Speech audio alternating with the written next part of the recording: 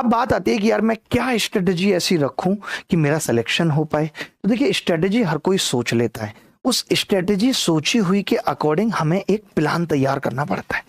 अब प्लान भी तैयार हो जाता है, उससे भी कुछ बात नहीं बनती, फिर उस प्लान को हमें एग्जीक्यूट करना पड़ता है। ये तीन चीज है। स्ट्रेटेजी हमने सोच ली, ऐसा ऐसा होना चाहिए, उस स्ट्रेटेजी के अकॉर्डिंग प्लानिंग करनी पड़ती है, और उस प्लानिंग को अगर हम एग्जीक्यूट कर पाते हैं तो हमारा सिलेक्शन होता है। लाइक मैंने सोचा कि मुझे 30 मॉक टेस्ट देने हैं इन 3 महीने में, मैं दे पाया तो ठीक है, अगर मैं नहीं दे पाऊंगा तो उसका रिजल्ट मुझे कुछ भी नहीं मिलेगा जो मैं उम्मीद करके चल रहा हूं, तो मेरी प्लानिंग भी फेल, अगर एग्जीक्यूशन नहीं हुआ, और वो जो स्ट्रेटेजी सोची थी वो भी फेल।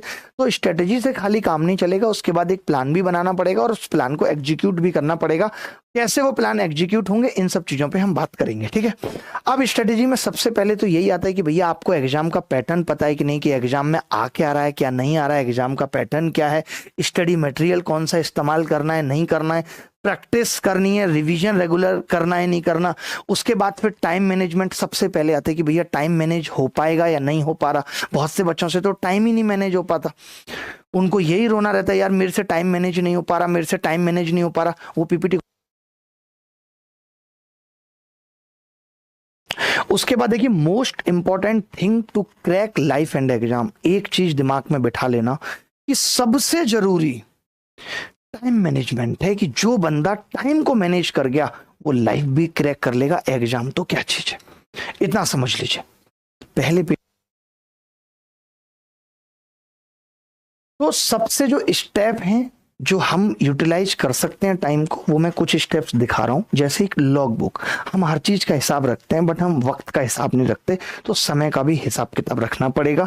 दूसरी चीज है कि डिसाइड प्रायोरिटी, जो काम जरूरी है हम अभी वही करें तो बेहतर है।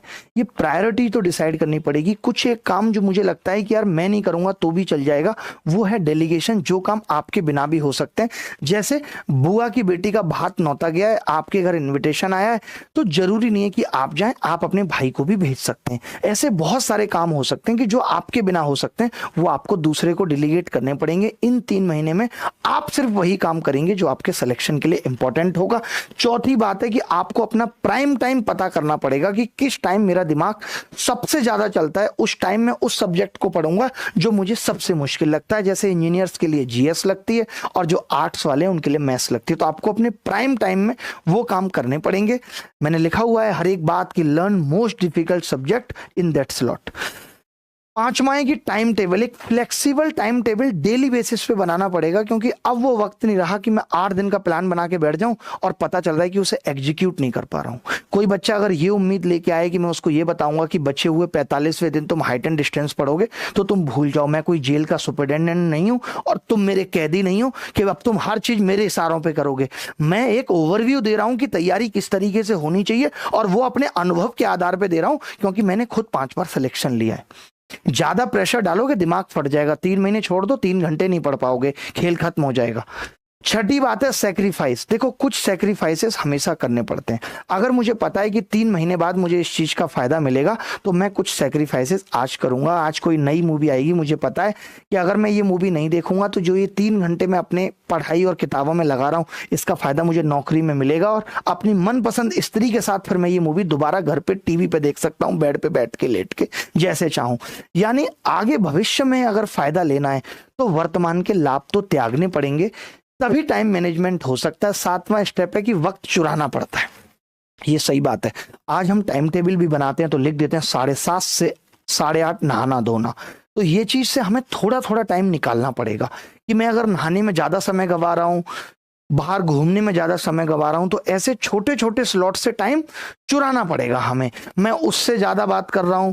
मैं सोचिए आज वो दौर आ गया है ऋचा बाबू कि हम अपने घर वालों के 6 इंपॉर्टेंट लोगों के साथ बैठ के उसमें से 2 लोग मोबाइल पे किसी अननोन आदमी को फेसबुक पे मैसेज कर रहे होते हैं। ये दौर है आज कि वहां जो हम आनंद उठा सकते थे बातों का, इतने एडिक्टेड हो चुके हैं हम फोन के। उस पर भी हम आगे आएंगे। प्लान फॉर नेक्स्ट डे, कल का प्लान आज सोने से पहले बनाना पड़ेगा। ये मैं करता हूं और इसका इतना फायदा मिलता है। जब आप सोच लेते हो तो आपका जब दिन जगते हो ना तो बहुत हल्का लगता है, आपको पहले से क्लियर होता है आज मुझे इतनी चीजें करनी है और ये मैं करके रहूंगा। तो कल का प्लान आज सोने से पहले बनाना पड़ेगा।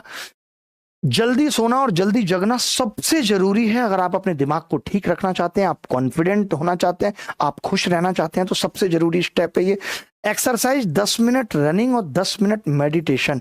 One of the most thing to manage everything, not time.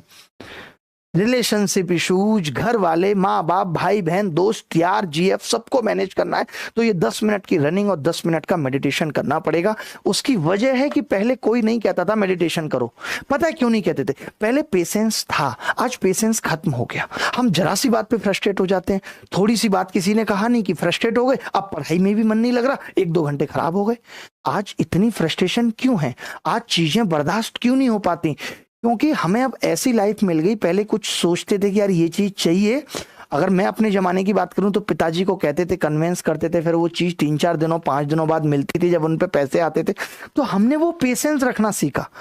उसके बाद अमेजोन आया, अमेजोन पे वो चीज 3-4 दिन में मिलने लगी तो हमारा भी पेशेंस कम हो गया।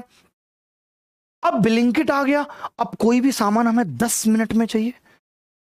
और हम इतने आलसी हो गए कि पहले दही लेने जाते थे तो एक एक्सरसाइज हो जाती थी, आज दही ब्लिंकिट से आ जाता है। हम चल ही नहीं रहे, नो फिजिकल एक्टिविटी।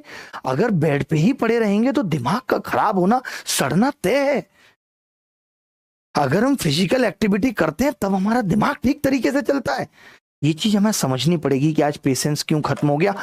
अब जब ये सब हो गया है कि हर चीज बेड पे मिल जा रही है तो फिर कुछ तो करना पड़ेगा ना। 10 मिनट की रनिंग या 10 मिनट का मेडिटेशन, दोनों ही कंपलसरी है। ठीक है, मैं सच बता रहा हूं, आज हालात ये हैं कि किसी के पास भी आधा घंटा बैठकर कुछ भी ना करने का समय है ही नहीं। वॉशरूम में मोबाइल, खाना खाते वक्त मोबाइल। पहले आदमी ऑफलाइन क्लास में आना जाना होता था, वक्त जरूर लगता था और फिर भी लोग सिलेक्शन ले लेते थे। और यार घर बैठ के सब कुछ मिल रहा है यूट्यूब पे, एप्स पे, और फिर भी पूरी तैयारी नहीं हो पा रही, वक्त कम पड़ जा रहा है। क्योंकि ऑनलाइन जिस चीज के लिए हमें मिला था उसमें तो हम उसका यूटिलाइजेशन 20-30% कर रहे हैं, बाकी फालतू की चीजों में ज्यादा कर रहे हैं। तो ये चीज हमें देखनी पड़ेगी। स्मॉल ब्रेक्स लेना बहुत जरूरी है जब भी आप तैयारी करते हैं, कुछ भी करते हैं। अगर आप चाहते हैं कि आप अगले दिन भी पढ़ पाएं, कई लोग इतना जोश में आ जाते हैं, पहले दिन इतना पढ़ लेंगे पागल जैसे। भैया ब्रेक लेना जरूरी है, क्योंकि कंसिस्टेंसी बनानी पड़ेगी। मैं कई लोगों को देखता हूँ, जिम जाते हैं, पहले दिन उनको लगता है दर्द ही नहीं हो रहा, इतना हीरो बनेंगे जैसे। वो क्या होता है ना कि जब आप डंबल उठाते हो तो यहाँ पे स्वेलिंग आ जाती है, उनको लगता है एक दिन में इतनी बॉडी बन गई, अरे दूसरे दिन तो पलट दूंगा, जिम ट्रेनर को फेंक दूंगा। और फिर तीसरे दिन जिम जा ही नहीं पाते, इतना दर्द हो जाता है। तो जब भी कोई चीज शुरू करते हैं तो धीरे धीरे ऊपर बढ़ना है।